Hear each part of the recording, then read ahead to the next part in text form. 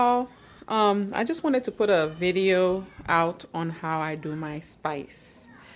A lot of people, when I cook, ask me what is it that I put in it, especially with the meats and my rice. And my main ingredients that I use is my seasoning spice, which, most of you know I'm Haitian. So we have what we call épise, and it's that main ingredient spice, and I make my own. And when I make it in jars, and then I freeze it. And when I'm ready to use it, I'll take one jar out and I'll put it in the fridge, and I'll take spoonsful as I need them, and then so on and so forth. And then when I run out of that jar, I get another jar, so on and so forth. So when I make it, it usually lasts me a few months if I don't share. But the last batch I made, I shared so much I ran out quicker than I thought. So instead of sharing too much, I figured I'd share what the ingredients are so people can make them themselves. So I'm gonna turn the camera around and I'm gonna show you what ingredients is that I use.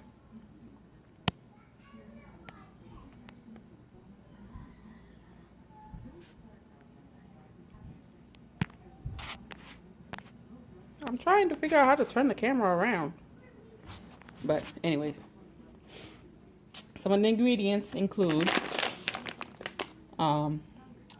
peeled garlic. I get this from Sam's Club, or if you have a BJ's or what have you, it's like $8 and some change. For the batch that I make, I use 3 bags. And then this is the jar that I put them in. So it's a Ziploc bag. And I use 2 types of I use parsley and I use oregano.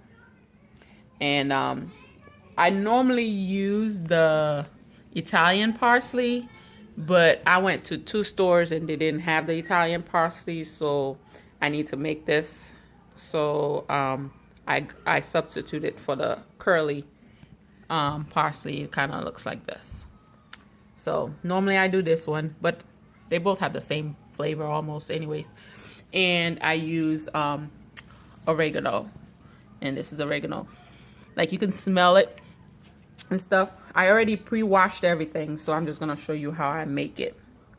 And then this is my bundle over here, and I use for this batch I used 5 bunches of oregano and 6 to 7 bunches of parsley. So if you're making a small batch, you might want to have more parsley than oregano. And then for my other stuff, since I'm making a big one, I put 1 red pepper, sweet red pepper. The only reason why I only do 1 is because sweet pepper, they're perishable items. They go bad very fast. So when I have it in the fridge, I want it to last longer in the fridge. So I only put about 1, because the more you have, the more it'll cause everything else to go bad fast. So, and I put half of a green pepper. But I don't really do a green pepper, but I had that extra one. I wanted to get rid of it and before it goes bad. And I do 1 whole yellow onion, and I do 6 shallots. I don't know if you got it's a type of onion. The reason why I put that in there is that shallots hold a lot of flavor, especially in meat. If you're putting seasoning meat and let it sit overnight and what have you, the shallots hold a lot of flavor. I use them a lot when I cook. So sometimes they're small. They're more expensive than regular onions, I'm not gonna lie. But if you're trying with what you're making, you want some flavor and some kick to it, I would use the shallots. But for this batch I'm making, I use 7 whole shallots. So the one I use kind of like this, I just basically peeled it, washed it, and cut it in fours. And then after that, I use these. These are called habanero peppers. They're also known for bonnet peppers, B-O-N-E-T. And they are very, very spicy. And so I would advise, if you're gonna cut them, to cut them with either gloves, or to be sure not to touch the seeds, because these peppers are very, very hot. For this batch, I'm using how many? 2 whole ones with the seeds. And what I did was I cut 2 more, but I cut most of the seeds out, as you can see. So I'm using just the pepper without the seeds, because even though the pepper is spicy, the seeds hold most of the spiciness. So I don't make my spice too spicy. If I'm making something spicy, I'll add this when I'm cooking, whatever I'm cooking. I don't put it too much in the spice, but I also like to have a little bit of it in my spice. And sometimes too, I do take into consideration that if I'm giving somebody else a jar of the spice that I make, that not a lot of people like spicy food. So that's another reason why I only put 2, because the batch I make is a very big batch. It makes about 15 of these Ziploc thingies. So it makes about 15 of these.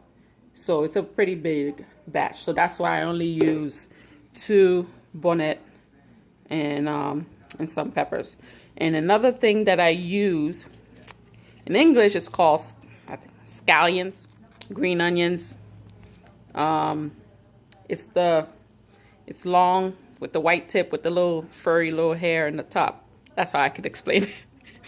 But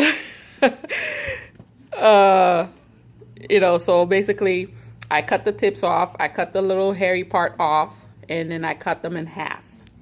And then for this batch, I use 12 bunches. And the bunch that I bought, it was 39 cents each, and there was about 6 to 8 of these in the bunch.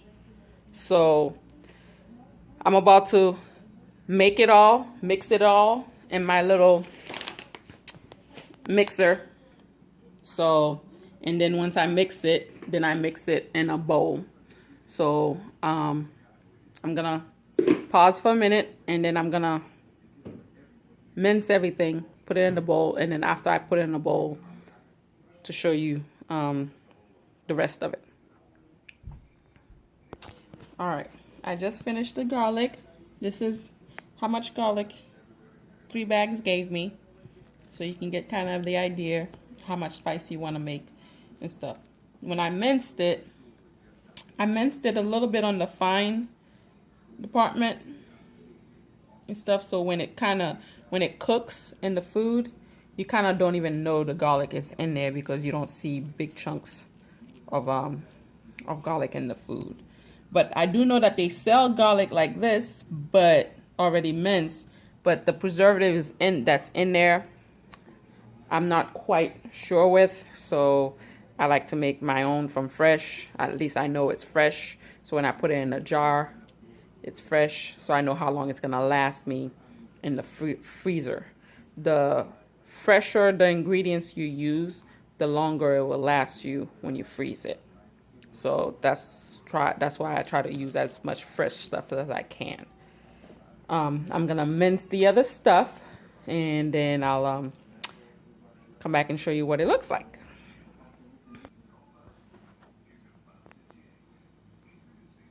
All right, y'all. Here's just came from outside, dropping the boys off. Here's what the onions look like, the shallots, the pepper, and the hot pepper. And when I mince the scallions, I almost make it soupy like, because I don't like the way it looks. in my food, so I almost make it invisible. So, but it still pack nice flavors to it. So I have the parsleys left to do and the oregano left to do. And then after that, I should be done, and then I'll show you how I mix it. All right? Hold on a minute. All right, guys. I finished the parsley and the oregano. This is what they look like.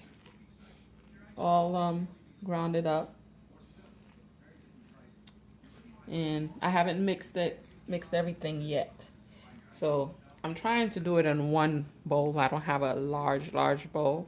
So I got my pot over here. I started to put stuff in it, and then I wanted to show you what it looks like once I mix it up. So let me put the stuff in there, and I'll show you. All right, I'm mixing the first half. I didn't do the other one, add the other one yet. But if I had one bowl, I would put all of it in one bowl and mix it. As you can see, it's gonna turn it green because of all the parsley and oregano that's in there. It overpowers the garlic with color and turns the whole thing green.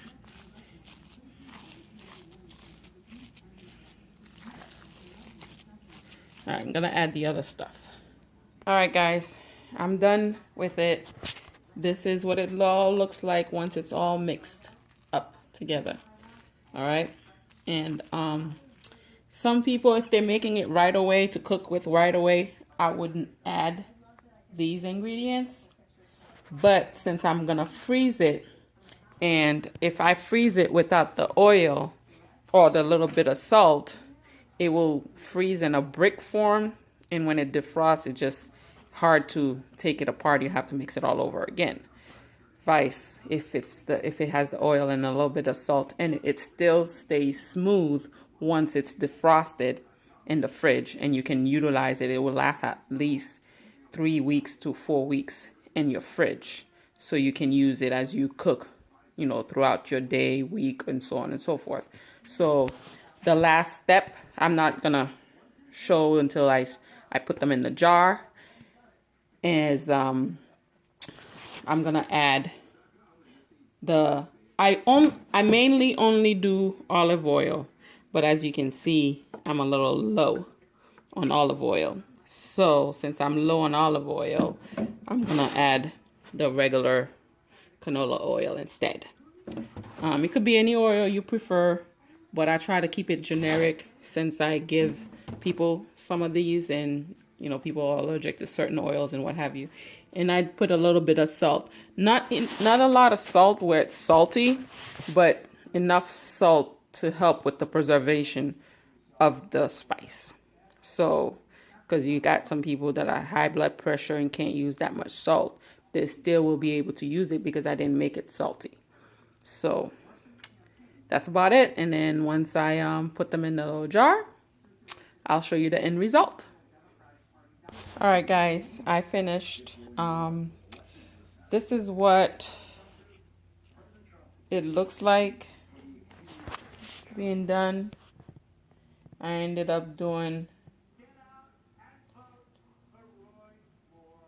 16 of them. So, and this is an old one that I have in the fridge that I've been using, and this is what it looks like when it's been defrosted. This one's been in the fridge about, I would say about a week, 2 weeks. Since it's the holidays, I've cooked a lot more than I normally do, so I used it faster than I normally would have it out in the fridge. So you can tell this is an old one. I think I made this like 2-3 months ago, and this is what it looks like from 3 months ago. And this is the one that I just made now. So you can tell that, you know, it's pretty good. And I have a little bit left, and I'm just going to add that to this part instead of putting it in a new jar. But this is what the batch I made looks like. So it gave me 16 jars, you know, so yeah. So that's about it. That's all I got. Any questions, leave them in the comments, and any suggestions as to what I use it for, what I put it in. I have a bunch of stuff that I put it in, a bunch of ideas of what food you can put it in. When I give it to people, I normally tell them whatever you're using salt in. If it's an item you're making that you're utilizing salt, I would put that in. So, you know, if you're making rice, if you're making meats, especially in meats, if you're, I put it in my mac and cheese. So, you know, some people use other ingredients to make this. This is not the only way to make it, but this is the way that I've been making it for years. And I've gotten a lot of compliments on it when I make my food with it. So, and that's, you know, like I said, there's more ingredients than this to it, but this is the base of what I use for my spices. All right, I hope you enjoy. I hope this video was informational, and let me know what you think. And if you want me to post more, let me know. Okay, bye-bye.